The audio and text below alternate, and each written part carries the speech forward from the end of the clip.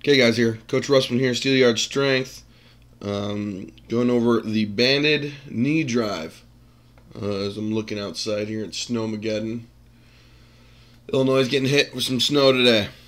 So we're going to go over this first drill. This is a speed drill, really, for hip strength and kind of knee drive, working on range of motion. Now, there's a few things here. As you see, we just attach the band to the rack and then around the ankle. Super simple, super quick. Alright, now I was working two things. Let me slow-mo here.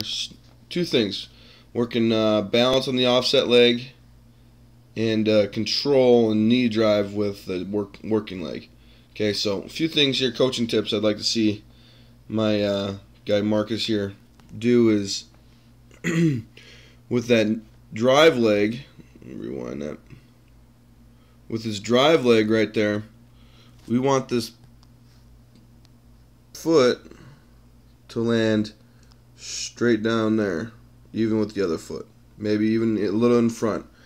As you can notice, when he comes back, he's coming back. Now that's a good strike for acceleration. Okay, because you're gonna need to strike behind your hip for acceleration, because you're leaning. But when we're in top end speed, we are upright. Okay, so and working this knee drive for linemen is super important. Let me get rid of that. Super important because the higher they bring their knees, like when they're in their demeanor walks, the harder they can plant them in the ground, the more power they're going to have. Yada yada yada. Okay, so you can run this one. This is a good accessory work exercise that you can do with your linemen. Again, super good for balance. Make sure that they do this slower and controlled. Marcus is a little fast here. It's kind of hard to coach and